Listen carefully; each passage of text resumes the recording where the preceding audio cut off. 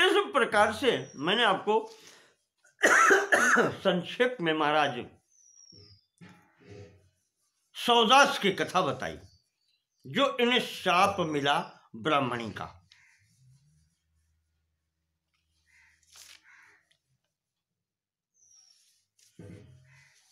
देखें,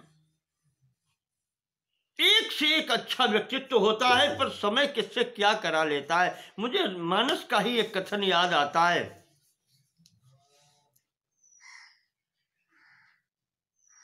कथा सुनाते हुए भगवान शिव जी ने कहा है, पार्वती जी, नारद शाप दीन एक बारा। भगवान को नारद जी ने श्राप दिया, कल्प एक यही लगी अवतारा। इस कारण से एक कल्प में भगवान को मनुष्य रूप में अवतार लेना पड़ा। तो पार्वती जी ने कह दिया कि नारद विष्णु भगत पुण्य ज्ञानी, ऐसा कैसे हो सकता है महाराज। लेकिन ये बुद्धि की शुद्धि देखो, आप विश्वास देखो गुरु पर। पार्वती जी के गुरु हैं नारद जी। तो पार्वती जी की स्थिति क्या है? पार्वती जी कहती हैं,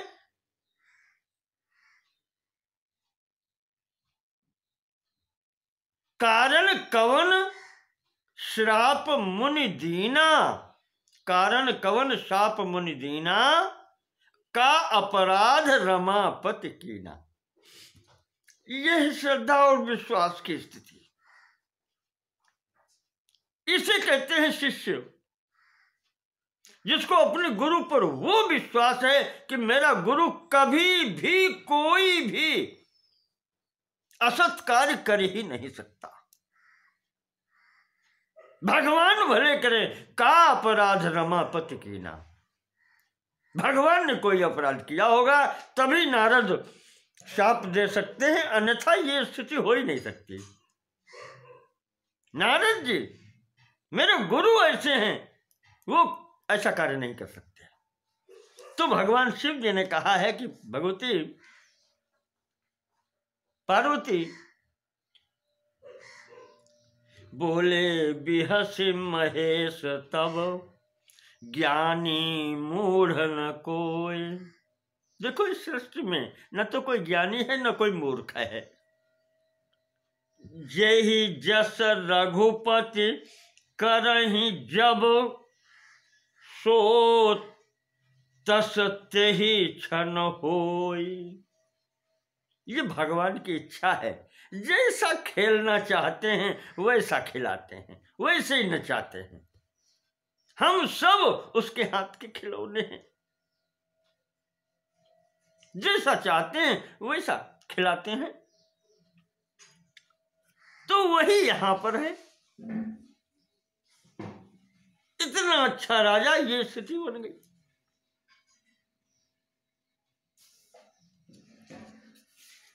तो इसी स्थिति में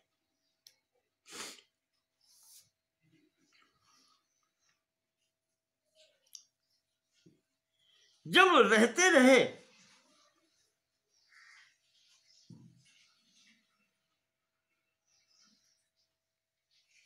तो 12 वर्ष तक महाराज सौदास जी इस राक्षस अवस्था में रहे। 12 वर्षों बाद जब इस स्थिति से छुटकारा मिला तो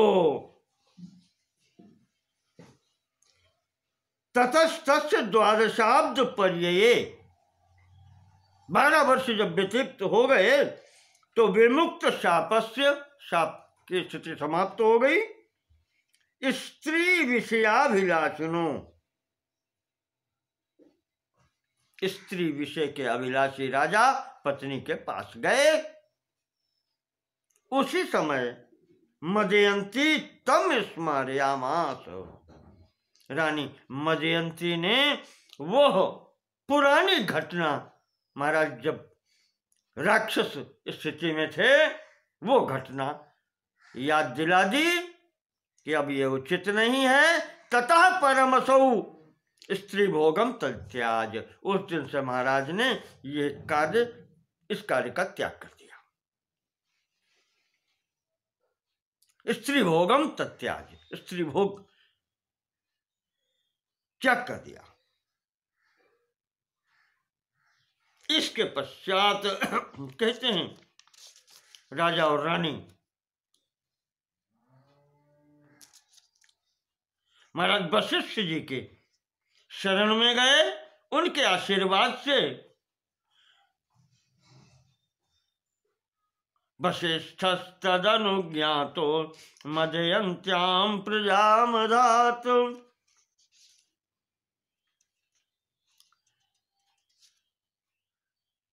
मदयंती को गर्भ हुआ। कहते हैं कि यह गर्भ 7 वर्ष मदयंती ने गर्भ धारण किया है। पुत्र उत्पन्न नहीं हुआ, संतान उत्पन्न नहीं हो रही। गर्भवती रानी 7 वर्ष तक।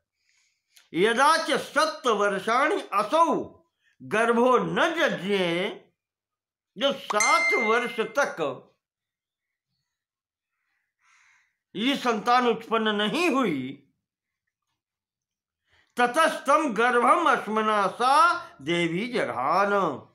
तो महाराज वशिष्ठ जी ने ऐसे ही पास में एक पत्थर का टुकड़ा था, वो रानी को स्पर्श कराया, तब जाकर के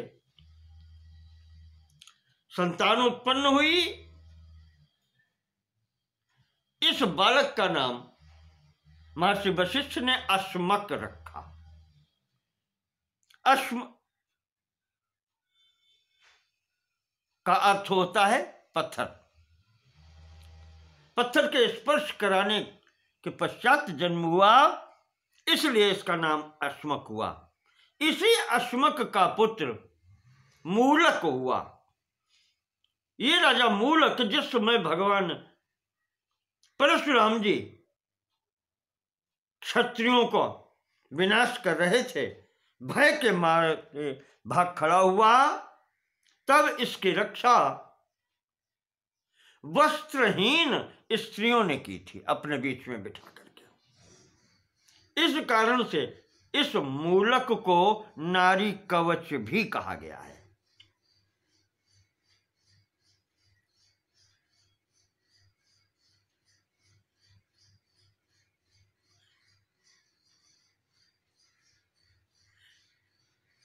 स्त्रीभिर्विवस्त्राभिः परिवार रक्षितः ततस्तम नारी कवचम उदाहरन्ति। वस्त्र विहीना स्त्रियों ने अपने मध्य में बिठा करके इस राजा मूलक की रक्षा की थी, इसलिए इसको नारी कवच भी कहा जाता है। इस नारी कवच के पुत्र हुए दशरथ, ये पहले, और दशरथ के पुत्र हुए इलविल, इलविल के पुत्र हुए विश्वसह, और विश्वसह के पुत्र हुए खट्वांग।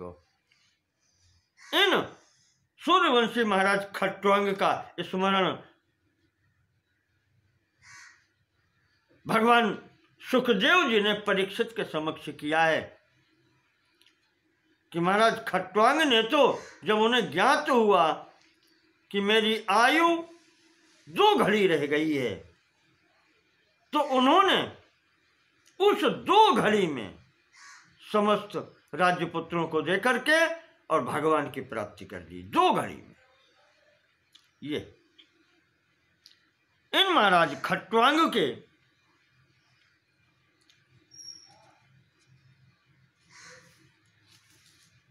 दीर्घबाहु नाम का पुत्र हुआ। दीर्घबाहु के पुत्र हुए रघु, रघु से अज, और अज के दशरथ हुए। ये दूसरे दशरथ हैं। और इन महाराज दशरथ के घर में स्वयं भगवान विष्णु अपने 4 अंशों सहित 4 अंशों में इनके घर में संतान बन करके आए, राम, लक्ष्मण, भरत और शत्रुघ्न।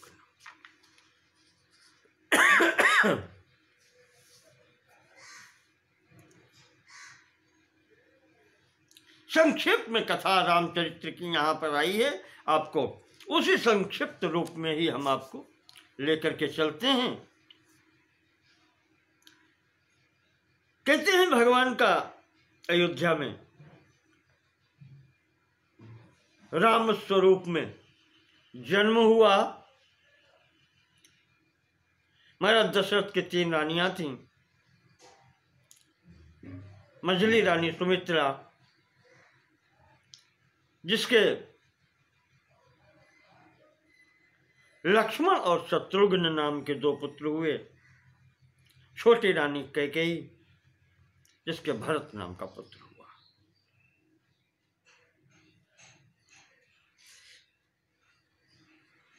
बचपन बीता, रामोपि बाल एव विश्वामित्र याग रक्षणाय गच्छंस ताटकाम जघान। महर्षि विश्वामित्र अपने आश्रम में रहते थे कौशिकी नदी के तट पर। वहां यज्ञ करते समय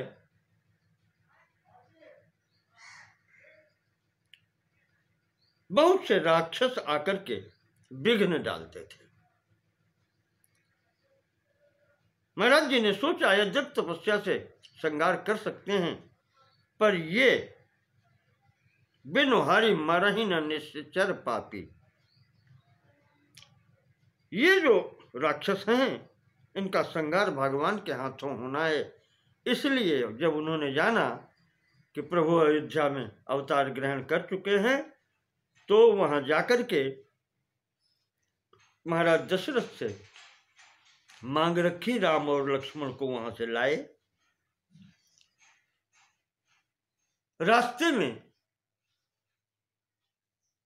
ताटका नाम की राक्षसी मिलती है। विश्वामित्र जी की आज्ञा से इस ताटका नाम के राक्षसी का संहार किया। आश्रम में पहुंचकर मारीचम इस वाताहतम समुद्र चिक्षेप, मारीच नाम के राक्षस को बाण के द्वारा इस वाताहते, ये वायव्यास्त्र हो, वायु उत्पन्न हुई इस बाण से, उससे मारीच नाम के राक्षस को समुद्र चिक्षेप, समुद्र की ओर फेंक दिया। सुबाहु प्रमुखांश क्षयमनयत, सुबाहु इत्यादि जो राक्षस थे इन सबको वहीं पर समाप्त कर दिया। इस प्रकार से महर्षि के यज्ञ की रक्षा की। आगे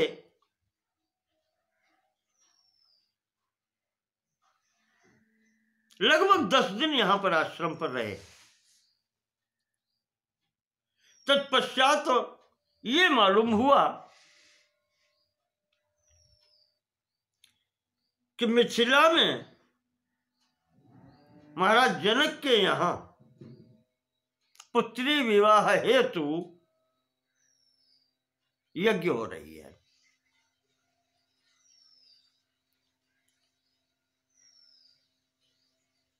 तो विश्वामित्र जी ने इन दोनों राजकुमारों को लेकर के विचार किया कि चलो मिथिला चला जाए।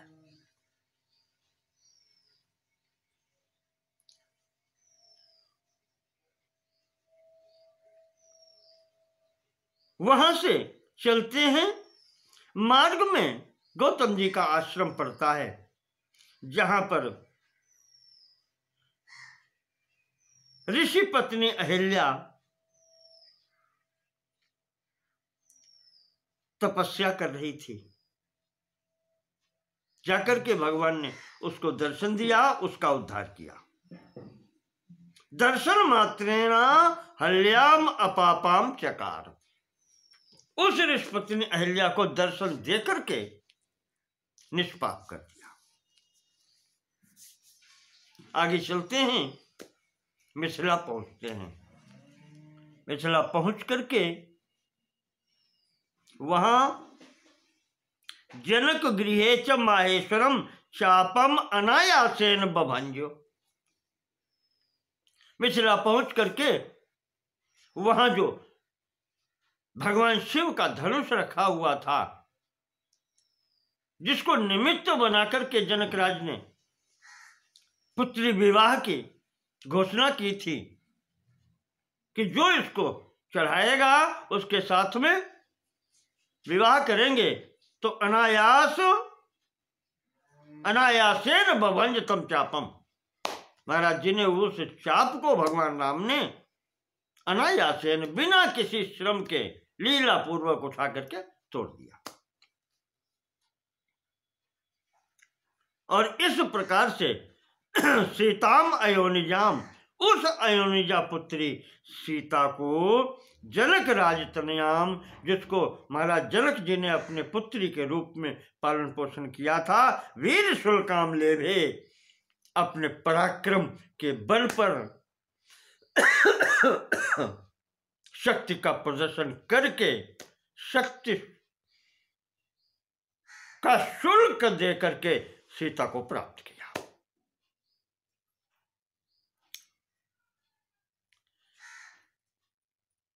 इसी समय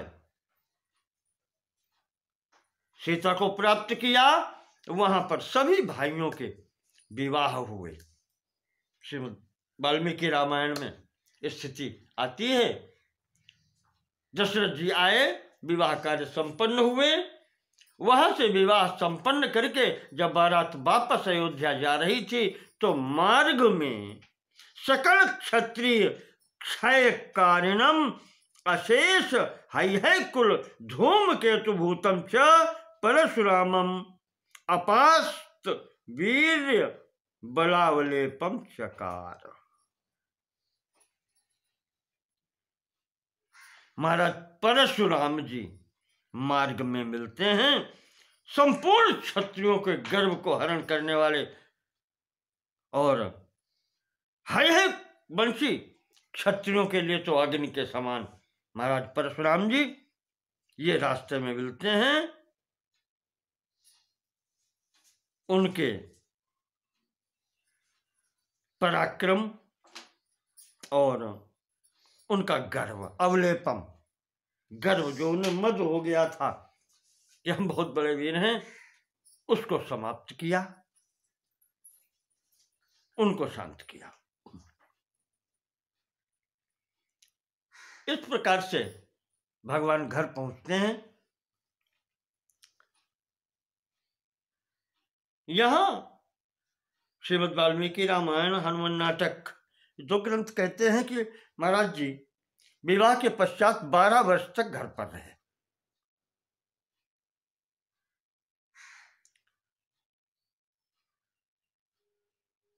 सीता जी की आयु 6 वर्ष है और भगवान की आयु 12 वर्ष है, 6 वर्ष का अंतर है। 12 वर्ष घर में रहे। तत्पश्चात एक दिन पितृवचनात् चागणित राज्याभिलाषो, पिताजी ने युवराज बनाना चाहा, राज्य देनी चाहिए अपने बड़े पुत्र राम जी को। ऐसी स्थिति में माता के द्वारा विघ्न हुआ। कैकेयी ने यहां पर इस कार्य में विघ्न डाला, तो महाराज जी ने अगणित राज्याभिलाषो, इस राज्य प्राप्त करने की इच्छा का ही त्याग कर दिया। कुछ भी नहीं इसका ध्यान दिया, इसकी गणना ही किसी में नहीं की। राज्य छोड़ दिया। भ्रातृ भार्या समेतो वनम प्रविवेश, पत्नी और भाई लक्ष्मण के साथ में वन को चले गए। वहां जाकर के विराध, खर, दूषण, जाने कितने कबंध इन राक्षसों का उद्धार किया।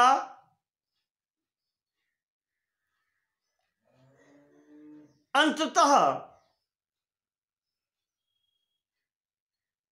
मूर्तावश जब लंकाधीश रावण ने सीता का हरण कर लिया, तब वहीं आगे बढ़ चल करके सुग्रीव से मित्रता हुई और सुग्रीव के भाई बाली का वध हुआ।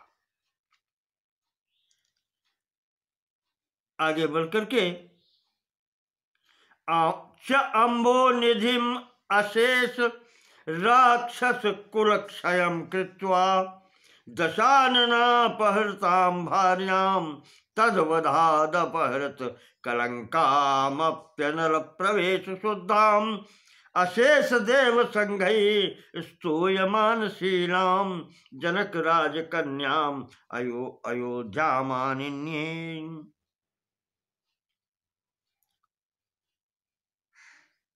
महाराज ने अम्बो निधिम बध्वा समुद्र पर पुल बांध करके लंका पहुंचे, रावण का नाश किया। अशेष राक्षस कुलम क्षयम कृत्वा, संपूर्ण राक्षस कुल का नाश करके, दशानन को मार करके, जो सीता हरण की गई थी उसको लिया करके अग्नि प्रवेश के द्वारा उसको शुद्ध करके महाराज जी अयोध्याम आनिन्ये, अपना समय पूर्ण करके 14 वर्षों का अयोध्या में आ गए।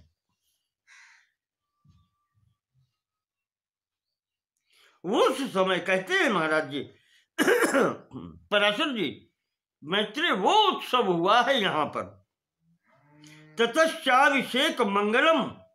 मैत्रेय, हे मैत्रेय, उस समय जो अभिषेक का मंगल हुआ है, राज्य जिस प्रकार से दी गई उत्सव हुआ है, वर्ष शते नापि वक्तुम न शक्यते, उसका वर्णन अगर मैं 100 वर्षों तक भी करूं तो नहीं कर सकता। संक्षेपेण श्रूयताम, तो संक्षेप से सुनो आप। यहां पर लक्ष्मण भरत शत्रुघ्न विभीषण सुग्रीवांगद जाम्बवद धनु मत प्रभृति भी समुत्फुल्ल वदनैः छत्र चामराजयुतैः सेव्यमानो दाशरथिर ब्रह्मेन्द्राग्नियम निरित वरुण वायु कुबेरेशान प्रभृति भी सर्वामरैर। राम लक्ष्मण भरत शत्रुघ्न विभीषण, नहीं, लक्ष्मण भरत शत्रुघ्न विभीषण सुग्रीव अंगद जामवंत हनुमान इत्यादि इन सबके द्वारा सेवित हुए उत्फुल्ल वदनैः, प्रसन्न चित्त महाराज का आज मुख कमल देखने लायक है। इन सबके द्वारा सेव्यमाना दाशरथी दशरथ के पुत्र जो राम जी हैं, ब्रह्म इंद्र अग्नियम निरित वरुण, ये समस्त जो देवता हैं इनके द्वारा स्तुति हुई है जिनकी, ऐसे राम जी की वशिष्ठ वामदेव वाल्मीकि मार्कंडे विश्वामित्र भरद्वाज अगस्त्य प्रभृति भीर मुनिवरई, इन सब मुनीश्वरों की उपस्थिति में विधिवत भूवताम मध्य, समस्त राजाओं के बीच में सकल लोक रक्षार्थम यथोचितम अभिषिक्तो दाशरथी, संपूर्ण लोक की रक्षा के लिए भगवान राम का अभिषेक किया गया। इस प्रकार से तीनों भाइयों के साथ में, पत्नी के साथ में महाराज जी ने 11,000 सहस्रम राज्यम अकरोत, 11,000 वर्षों तक यहां पर राज्य किया है। तत्पश्चात इसी कार्यकाल में, राज्यकाल में, भरत जी ने गंधर्व लोक पर विजय पाई है। गंधर्व परेशान करते थे तो गंधर्वों का वध किया है। 3 करोड़ गंधर्वों का वध किया भरत जी ने। शत्रुघ्न जी ने मथुरा पहुंच करके, मधुरा उस समय कही जाती थी, मधु नाम के राक्षस की ये राज्य थी, उसका पुत्र लवण प्रजा को कष्ट दे रहा था, उसका संहार महाराज लक्ष्मण जी ने किया वहां जाकर के। इसी प्रकार से समस्त भाइयों ने यहां पर पूर्ण व्यवस्था की और अंततः अपने पुत्रों के राज्य शासन सौंप करके परम धाम के लिए गमन किया। राम जी के पुत्र हुए कुश और लव, लक्ष्मण जी के हुए अंगद और चंद्रकेतु, भरत जी के हुए तक्ष और पुष्कर, और शत्रुघ्न जी के हुए सुबाहु और शूरसेन। इस प्रकार चारों भाइयों के 2-2 पुत्र हैं। भगवान के